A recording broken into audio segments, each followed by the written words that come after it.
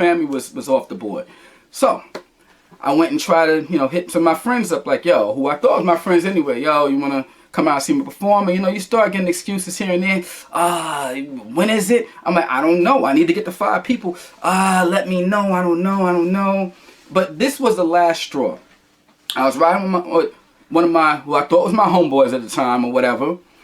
I'm riding with him one day. So we going out getting into whatever we get into. So I was like, I want to do my comedy thing. I need 5 people to come out. Can I depend on you? And he's like, and already when I heard that, I was like, here we go with the BS excuses. What is it?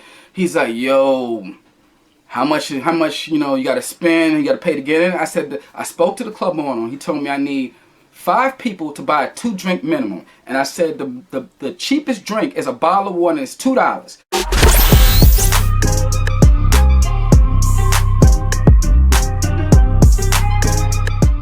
Ladies and gentlemen, I want to welcome you back to another episode of LB Tales from the Hood, and today's episode is called The Joke's on Me.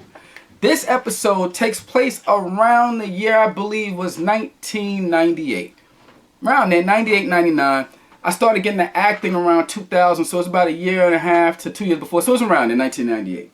Okay, here's what it is. If you saw my previous story, which if you didn't watch it, go back and see my previous story so you can, get a little basis, because I'm trying to do things like in chronological order. There's a method to my madness. I'm building up, going through the, like the time span best of my memory.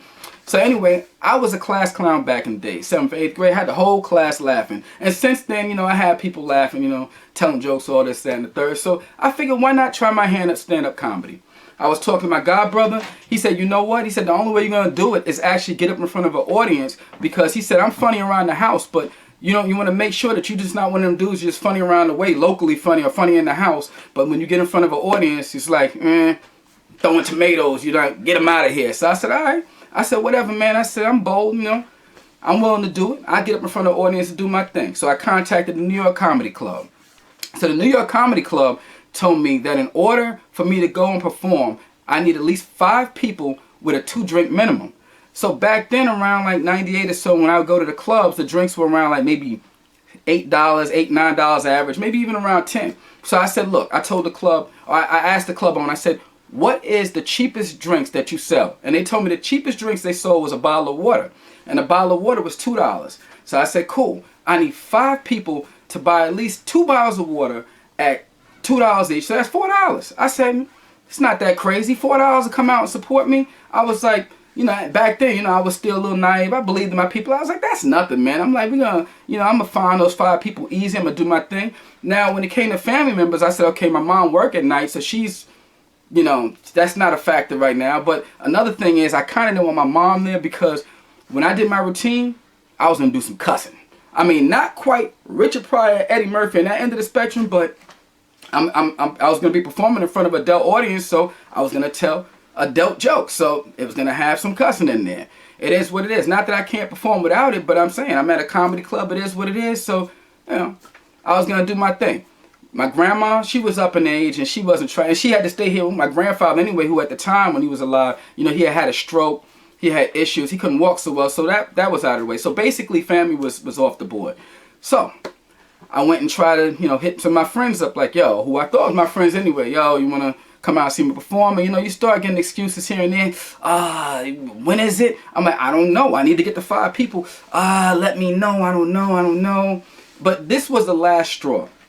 I was riding with one of my, who I thought was my homeboys at the time or whatever. I'm riding with him one day.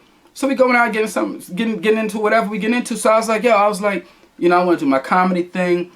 I need 5 people to come out. Can I depend on you? And he's like, and already when I heard that, I was like, here we go with the BS excuses. What is it? He's like, yo, how much, you got to spend, you got to pay to get in? I said, I spoke to the club owner. He told me I need 5 people to buy a 2-drink minimum. And I said, the cheapest drink is a bottle of water and it's $2. So I was like, boom, $4. And he's like, yeah, but if you can't get the car that night, I might have to take public transportation. And back then, I believe the bus and train was like $2.25, something like that, one way. And if you're taking the bus, you can always transfer it to the train. But I said, more than likely, we're going to be rolling together. But I said, worst come to worst, you got to take the bus and transfer to the train, $2.25 each way. So what is that? That's $4.50. I said, plus another $4 in drinks, $8.50. Here's what I get. Times are hard on the boulevard, you know, ain't got paper like that, you know what I'm saying? I said, I see what it is, man. Dudes can't support. But here's what made me even more kind of tight. So he's like, yeah, after that, pause, get off that topic.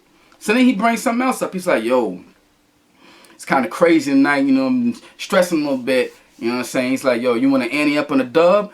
He's like, you know what I'm saying? I'm trying to blaze tonight. He's like, I got half of that. So I start doing the math in my head, like, what? And then he's like, he was like, if you got that half or whatever, he's like, I got the Dutch too. And I think back then Dutches was something like $1.50 in the corner stores.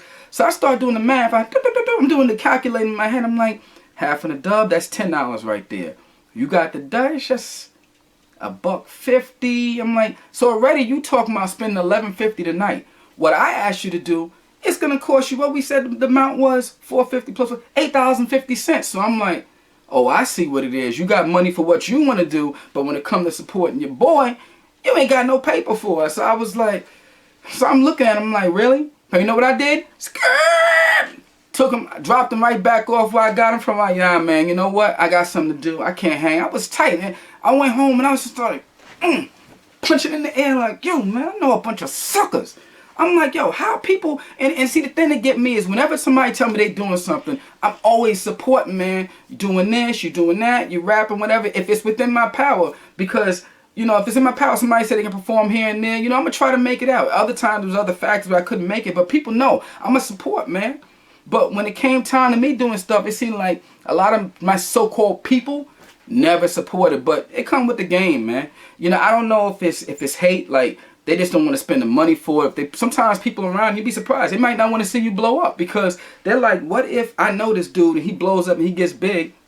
They might feel some type of way. Which I was in the mind state of all my people, whether, you know what I'm saying, like, I was going to put a lot of people on. And back then, even the people who didn't support, I had a lot of people I thought was, you know, a lot closer to me than they was, you know, probably in my head, they my people's like that. And they had, I don't know what was going on, but I was gonna look out for them. I was gonna hook them up, you know, regardless. But when it come to that other side of support, I was like, psh.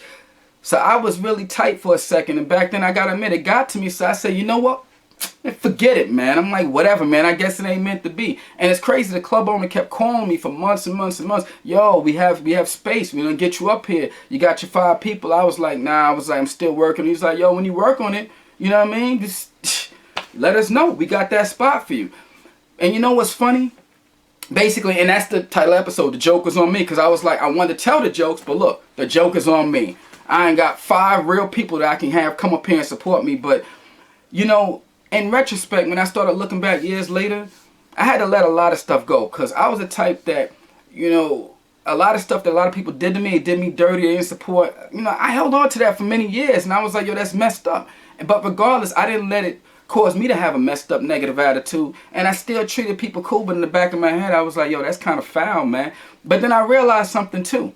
I must not have wanted it bad enough. I'm gonna tell you why. Forget the fact I ain't have 5 people support me like that or willing to pay that money to get in the club. If I was really about that and I would have hustled up, I'm like, yo, I could have easily went out there and said, yo, I'm gonna come through with my peoples, and then that evening I could have got out to the comedy club, let's say maybe 2 hours early, and I could have hustled up, seeing people in the streets like, yo, I could have had $25 and told people like this. Could have got 5 people, approached them like, yo, the comedy club, they said the minimum drink is $2. Bottle of water, I mean, you got to buy a 2-drink minimum, and the cheapest drink is $2 bottle of water. Here's $5. That gets you in and gets you 2 drinks, plus you got an extra $1. I'm like, I don't know you, but I'm trying to go up here, perform, do my thing. So if I give you this 5 spot, you're going to come with me in the club. I could have found 5 people, $25. I could have been in there, on the stage, performing, and who knows? Who knows where I'd have been? I would have been Kevin Hart before there's a Kevin Hart. Nah, I'm just kidding. He probably was doing this thing. I'm just joking. Shout out to Kevin Hart. Funny dude. But, you know, I'm just saying I could have been on. So, really, that was up to me. My hustle game wasn't up to par. So, for many years, I was tight. And I was like, yeah, I can't blame nobody. Because in this world, yes, we depend on support to get us to the next level. But if you look around, you don't have it, you got to figure out ways to get creative, and you got to hustle up, and you got to support yourself. And that's something I could have did. So I'm not even mad. I've been let all that, you know, frustration I have with my peoples or whatever go. You know what I'm saying? Some people, a lot of people I had to step away from for whatever reasons. Some I had to ghost. I mean, it wasn't even because of anything they did. It was because of certain situations. But I'm not going to get into that. I got into that in the previous video. But a lot of them suckers like that dude, oh, I had to ghost, man. You had to be up out of here. Because it is what it is. Like I said. And then that made me tight the fact that you're going to come to me with going half of them. Man. Anyway, that's it. Not going to drag it out. I know my last couple of videos was long as a champ. But you get the gist of it, man. The joke was on me. But when you know better, you do better, man. So look around your circle, man. If people aren't supporting you, hey, man, a lot of times you gotta dead that and cut them off, man. You know what I mean? But you have to understand something too. People gonna be what they are, man, for whatever reason. I mean, some people, I don't know why they don't do it. Like I said, it might not even be hate or shade towards you. Maybe they're going through financial difficulties. Like I said, I could have maybe put up the bread for the people I knew. I mean, I felt that was an insult, especially after that was a last straw with that ex-homeboy. But it is what it is, man. So, this ends this episode. The joke's on me. Hope you guys enjoyed it, man. I'ma keep them coming. Till the next time, you know our signature sign off. We gonna chill till the next episode. It's your boy LB, man. Got love for all y'all out there. Keep it safe. Do your thing, man. Hustle till you on top, and I'm gonna see you guys up there on top where we belong, baby. Till the next time. Peace.